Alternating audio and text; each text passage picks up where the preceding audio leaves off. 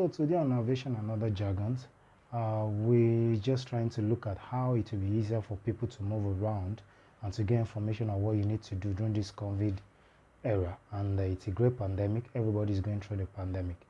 And my name is Ezekiel Adigo Kyogunle. You can call me Golf Oscar.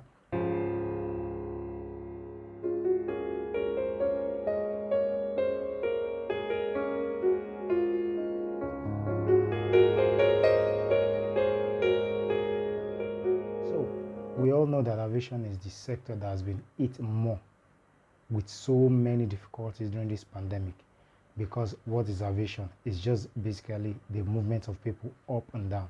And during this pandemic, it has been hard for people to move around. What people do now that there's a little bit of success in what they're trying to do to make sure everybody's safe, by telling people to provide a COVID result or probably to go through a COVID passport. That is what has helped in helping aviation move a little bit forward and stop being a stagnant point and at least make some movement. It has been realized that even people tend to hold fake results in a bid to just outsmart the system. Some come with the fake results, some come with even not doing the test, all in a bid to just beat the system and just travel. So some major airports around the world have resorted to using dogs to sniff out people that have COVID. You might wonder, but dogs are used for sniffing out drugs. But research have shown that dogs can be used 95% accuracy to sniff out if you have COVID, even when you don't have the symptoms. And how can you do that? It's a scientific process whereby through rigorous training, through taking of sweat and the dogs being around, not necessarily mean sniffing you like drugs. They can actually detect you having drugs. So for people traveling, you should ultimately be safe and keep other people safe. And the only way you can do that is to take along with you your correct and the original result of your COVID test. But if you think you want to cheat the system, I have good news for you. Foreign airports are airports that start using dogs or canine to sniff out COVID. Number one is the Helsinki-Vantaa Airport in Finland. Number two is the Dubai Airport in the UAE. Number three is in Beirut, which is the Rafiq Oriru Airport. Number four is the Islamabad Airport in Pakistan. And I'm also aware that the Thailand airport are also looking into this.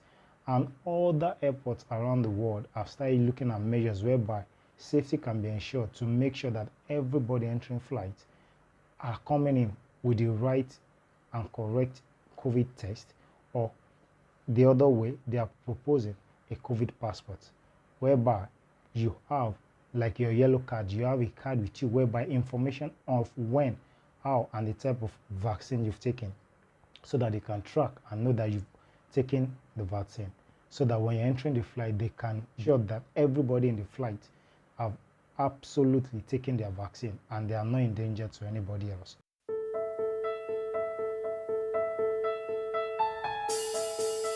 Utopia reduces or affects performance of aircraft during takeoff.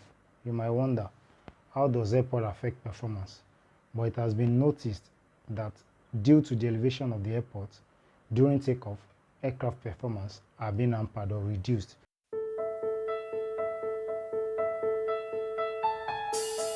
So while we're trying to educate people on aviation, it is apparent to know that people go around aviators and you don't understand, or you don't listen, or you don't probably even know what they're talking about.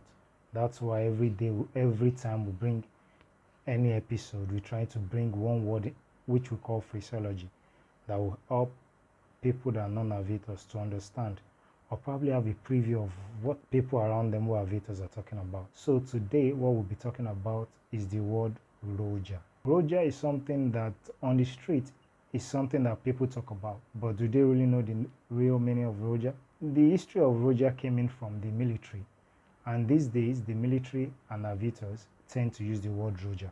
And what does Ruja mean? Ruja means I have heard, or you've understood your last transmission. You have received, you've heard, you understand the last transmission. For some, it is I have understood transmission, or I understand what you're telling me. But to some, it is I have read, I have listened, I understand what you're trying to say. But under no circumstances should Ruja be used as a direct reply to a statement or a question that needs readback. What is readback? Readback are sensitive or safety related information in aviation that needs to be read back to confirm that you understand and you know what is being said or the instruction be given to you. In subsequent edition, the topic on what and which of the statements are readback expected from, or what do you want readback to be gotten from, or let me put in this right perspective, information, instruction, clearances that require readback. We'll be treating that in subsequent topic, and you understand that some safety related parts of aviation needs readback for you to know that the person you are transmitting to understand and is going to follow the instruction as given.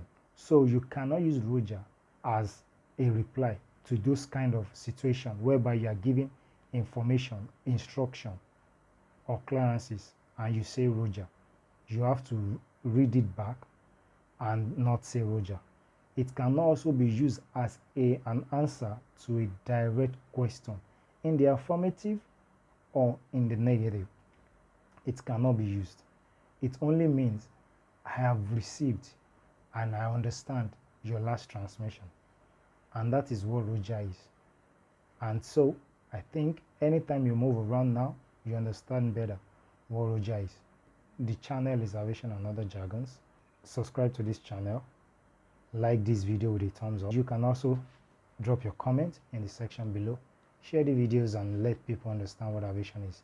The aim is to make sure people around us, people living with us, people who are our friends, understand some sensitive part of aviation, if not all, to even make them know that they need to do the right thing at the right time.